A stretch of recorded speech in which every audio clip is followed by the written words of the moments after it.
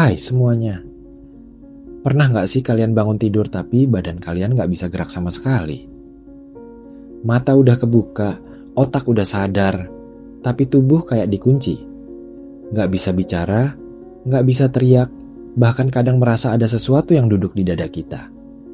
Atau yang lebih serem lagi, kalian merasa ada sesuatu di kamar, entah itu bayangan hitam, suara bisikan, atau bahkan makhluk yang kalian sendiri gak ngerti itu apa.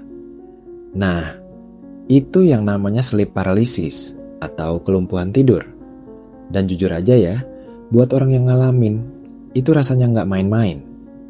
Bukan cuma soal takut, tapi juga bikin kita bertanya-tanya, ini mimpi? Ini nyata? Ini halusinasi? Atau jangan-jangan sesuatu yang mistis? Tapi sebelum kita buru-buru mikir ke arah sana, yuk coba kita bahas ini dari sisi lain. Dari sisi psikologi, dari sisi otak manusia. Karena ternyata, sleep paralysis itu lebih masuk akal dari yang kita kira.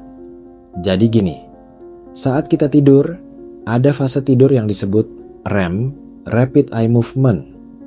Di fase ini, otak kita aktif, kayak kita lagi mimpi. Tapi tubuh kita dibuat lumpuh sementara oleh sistem saraf, supaya kita nggak ikutan gerak-gerak sesuai mimpi kita. Bayangin aja kalau kita mimpi lari, tapi tubuh kita nggak dikunci. Bisa-bisa kita beneran lari-lari di tempat tidur. Nah, sistem tubuh ngelakuin itu buat melindungi kita.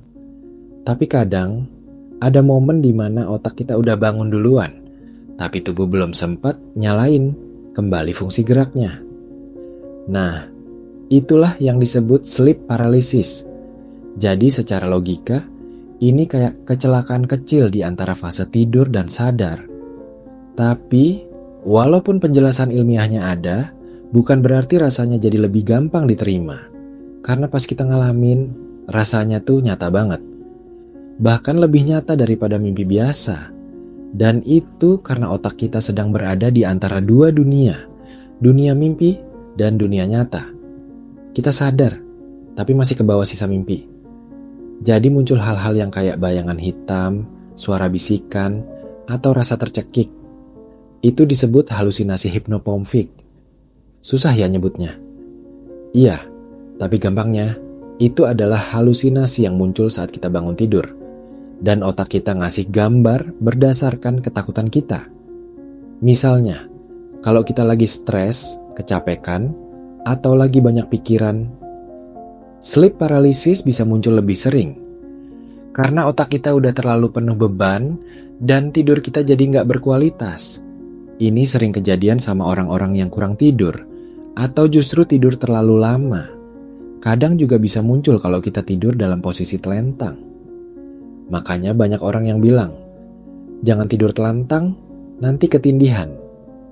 Padahal ya, posisi tidur itu bisa memengaruhi otot dan saluran udara juga. Jadi tubuh lebih rentan ngalamin sleep paralysis.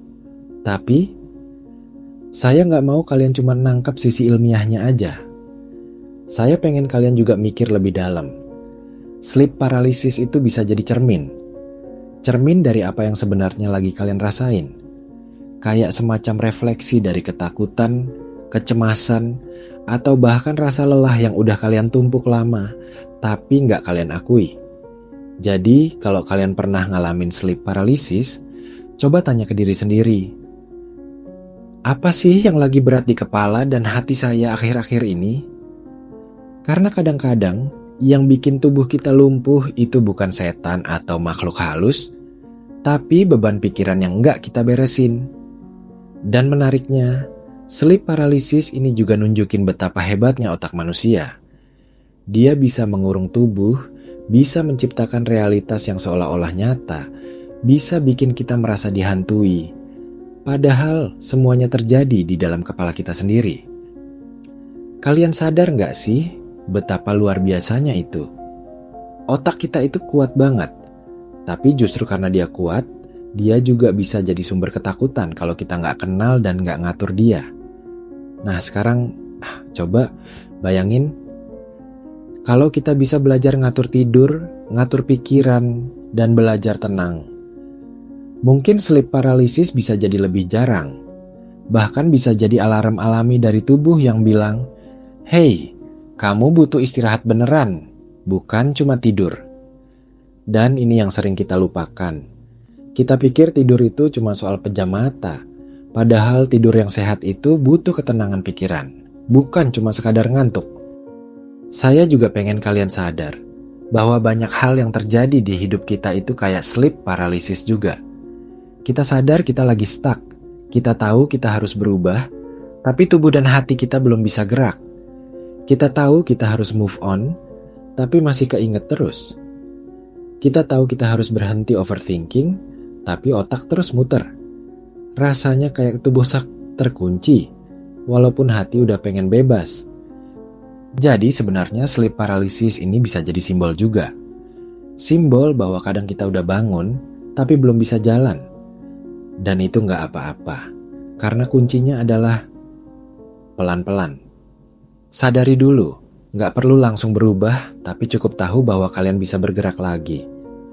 Sama kayak sleep paralysis, dia cuma bertahan beberapa detik atau menit. Tapi saat kita tenang, napas teratur, dan sadar bahwa ini cuma fase, tubuh kita bakal nyala lagi, kita bakal bisa gerak, kita bisa bangkit. Saya tahu ada banyak dari kalian yang mungkin pernah ngerasain sleep paralysis dan trauma. Takut buat tidur, takut buat sendirian, takut kejadian itu terulang lagi. Tapi percaya deh, kalian gak sendiri. Banyak banget orang yang ngalamin. Bahkan ini bukan hal aneh. Ini umum. Dan saat kita ngerti, kita jadi gak segitunya takut. Karena rasa takut itu kadang datang dari hal yang gak kita mengerti. Tapi ketika kita ngerti, kita bisa tenangin diri. Dan ini bukan cuma soal tidur ya, tapi soal hidup juga. Banyak hal yang bikin kita takut, karena kita gak ngerti itu apa. Tapi ketika kita belajar, pelan-pelan, rasa takut itu berubah. Bukan jadi hilang sepenuhnya, tapi jadi bisa dikendalikan. Kayak kita nyetir mobil. Di awal mungkin deg-degan, tapi setelah tahu cara rem, cara gas, cara atur setir, rasa takut itu jadi bagian dari kewaspadaan, bukan lagi sesuatu yang melumpuhkan. Jadi, kalau kalian hari ini ngerasa lagi stuck, lagi kayak sleep paralysis dalam hidup, sadar aja dulu. Nggak perlu maksa gerak sekarang, tapi yakinin diri bahwa kalian bisa. Karena tubuh kalian itu pinter. Otak kalian itu luar biasa, dan kalian lebih kuat dari yang kalian kira. Kadang butuh tidur buat bangun, kadang butuh diam buat tahu arah, dan kadang butuh rasa takut buat kita jadi lebih sadar, lebih hidup. Kalau nanti kalian ngalamin sleep paralysis lagi, coba tarik napas pelan-pelan. Bilang dalam hati, ini cuma sementara, ini cuma fase. Saya bisa gerak lagi. Dan kalau kalian merasa butuh bantuan buat ngatur stres, kecemasan, atau trauma yang lebih dalam, jangan ragu cari bantuan. Gak ada yang salah sama itu. Justru itu tanda bahwa kalian peduli sama diri kalian sendiri. Sleep paralysis itu bukan kutukan, tapi bisa jadi panggilan. Panggilan untuk istirahat, untuk sadar, dan untuk kenal lebih dalam siapa diri kalian sebenarnya. Karena terkadang, yang paling menakutkan bukan yang di luar kita, tapi yang belum kita pahami di dalam. Dan kalau kalian udah sampai sejauh ini dengerin, saya cuma mau bilang, terima kasih udah mau duduk bareng ngobrol. Semoga setelah ini, kalian bisa tidur lebih tenang, hidup lebih ringan, dan ngerti bahwa rasa takut itu bukan musuh, tapi guru. Dan sleep paralysis mungkin bukan mimpi buruk, tapi pesan yang belum kalian baca.